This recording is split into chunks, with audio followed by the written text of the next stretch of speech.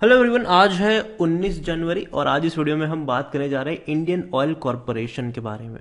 देखिए, Indian oil corporation का जो शेयर है ये 83 रुपीज के आसपास ट्रेड कर रहा है और आज भी हल्की सी तेजी यहां पर जरूर बनी है। और देखो, ये वो कंपनी है जो भारी भरकम डिविडेंड पे भी करती है और यहां पर हर बार मैंने कहा है कि जब भी गिरावट आती है, बड़ी गिरावट आती है, खरीदारी के मौके बनते हैं लॉन्ग टर्म के लिए। और अभी जिस प्राइस पर ट्रेड कर रहा है वो प्राइस काफी इंपॉर्टेंट है और इस वीडियो में हम उसके बारे में डिस्कस भी करेंगे। लेकिन उससे पहले अगर आपने अभी तक चैनल को सब्सक्राइब नहीं किया है तो प्लीज अभी इसे सब्सक्राइब कर लीजिए, क्योंकि आगे भी बहुत सारे वीडियोस हैं जो काफी ज्यादा हेल्प करेंगे। तो 83 रुपीज का शेयर है इंडियन ऑयल कॉर्पोरेशन का और पिछले एक महीने में अगर हम देखें तो पिछले एक महीने में इंडियन ऑयल कॉर्पोरेशन के शेयर में तकरीबन 7% का ग्रोथ भी है। इस बीच 72 रुपीज से बेहतर तेजी पकड़ी, शानदार तेजी यहां पर देखने को मिली है। और इवन देखा जाए तो पिछले एक साल में इंडियन ऑयल कॉर्पोरेशन जहां शुरू हुआ वहीं खत्म हो गया, लेकिन तेजी बहुत शानदार है पिछले 2-3 महीनों में। अगर हम देखें तो 65 रुपीज तक शेयर चला गया था, वहां से बढ़िया रिकवर किया है इसने, बढ़िया रिकवर किया है। 3 साल की अगर हम बात करेंगे तो पिछले 3 साल में इंडियन ऑयल कॉर्पोरेशन का जो शेयर है उसमें मुश्किल से 2.5 या 3% का ही ग्रोथ है। देखो, इस बीच कोरोना के वक्त में एक बहुत बड़ी गिरावट थी यहां पर, लेकिन वापस बाउंस बैक किया, फिर टूटा, फिर बाउंस बैक किया, फिर टूटा, फिर बाउंस बैक किया। अभी ये बाउंस बैक कर रहा है। हो सकता है कि यहां से ये आपको दोबारा से 85-90 रुपए की रेंज में जाता हुआ नजर आ जाए, लेकिन हर बार की तरह वहां से आपको दोबारा एक रेजिस्टेंस बैठा जरूर है। वहां से हो सकता है कि आपको प्रॉफिट बुकिंग भी देखने को मिल जाए, लेकिन दोबारा जब टूटकर नीचे की तरफ जाएगा तो दोबारा खरीदारी के भी मौके बनेंगे। यहां पर यही होता है कि जब भी कंपनी के क्वार्टरली रिजल्ट्स आने वाले होते हैं, नतीजे आने के बाद सरकार मतलब यहां पर अनाउंसमेंट होता है कि इतना भारी भरकम डिविडेंड मिलेगा, उस हिसाब से शेयर प्राइस भी एडजस्ट होता हुआ हमें नजर आता है और शेयर वापस थोड़ा नीचे जाता है, नीचे फिर वापस अच्छा सपोर्ट बनता है, वापस तेजी आती है।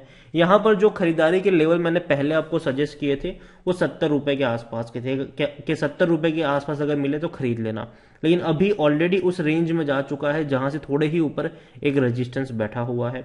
यहां पर देखा जाए तो लार्ज कैप शेयर है, 1,16,000 करोड़ से भी ज्यादा का इसका मार्केट कैप है। वॉल्यूम्स भी देखे तो 1 करोड़ के आसपास है, मतलब बड़ी क्वांटिटी में शेयर अभी ट्रेड हो रहे हैं इंडियन ऑयल में। रेवेन्यू इनके अच्छे हैं लेकिन प्रॉफिट अच्छे नहीं है।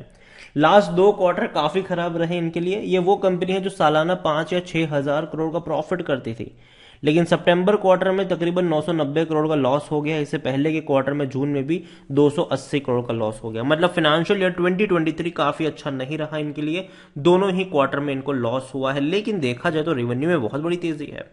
2,08,000 करोड़ से भी ज्यादा के रेवेन्यू सितंबर में रहे और 2,23,000 करोड़ से भी ज्यादा के रेवेन्यू इनके जून में रहे, जो कि बहुत बड़े रेवेन्यू थे। ये कंपनी में प्रमोटर के पास 51.50% की होल्डिंग है। प्रमोटर कौन है? गवर्नमेंट है। यहाँ पर सरकारी कंपनी है, एक भी शेयर गिरवी नहीं है। 7.22% एफआईएस के पास है, 2.09% म्यूचुअल फंड के पास है, 8.97% इंश्योरेंस कंपनी के पास है। प्रमोटर का एक भी शेयर गिरवी नहीं है। और ONGC, oil and natural gas corporation, यहां पर हाईएस्ट पब्लिक शेयर होल्डर में है 14.20% की होल्डिंग के साथ।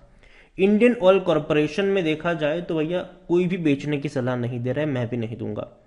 मैंने पहले भी कहा था, मैं अभी भी अपने उसी स्टेटमेंट पर कायम हूं कि खरीदा है नीचे के लेवल पर तो बने रहो लॉन्ग टर्म के लिए।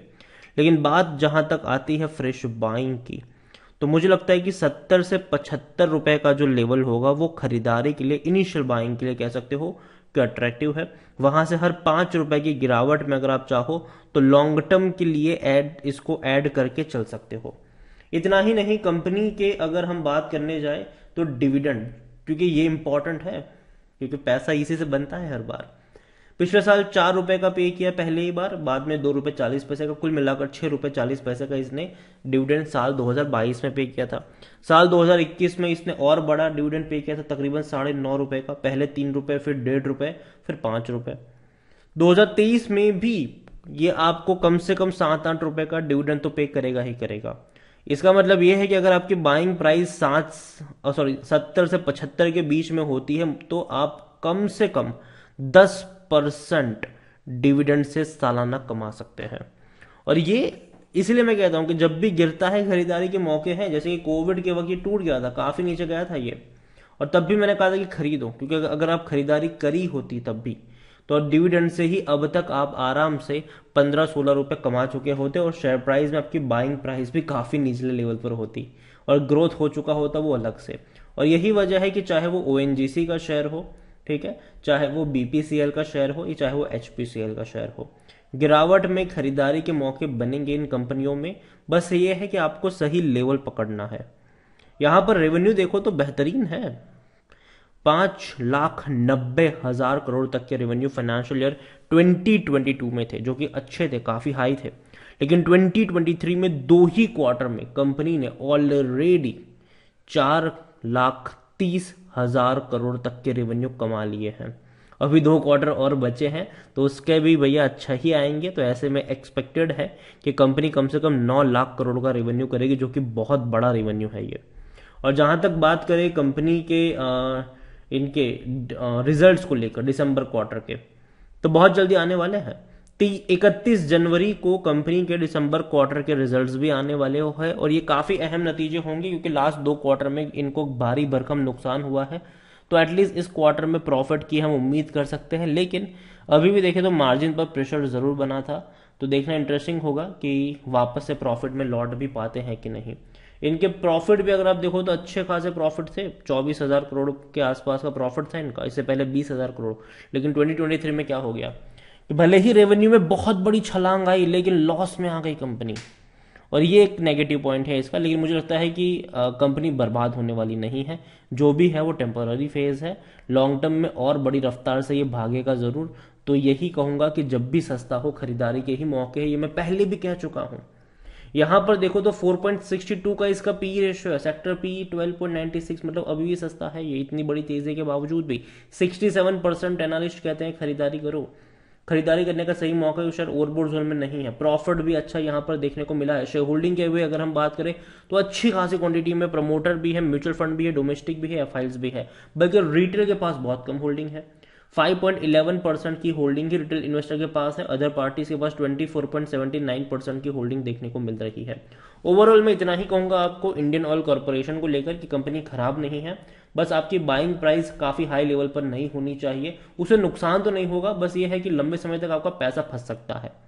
जैसे कि अगर आप देखो तो अगर आपकी बाइंग प्राइस मान लो कि 90 रुपए के आसपास हो या फिर 100 रुपए के आसपास हो, तो आपको लॉस तो नहीं होगा। देखो 2-3 साल में वापस वहां पर चला जाएगा, ठीक है।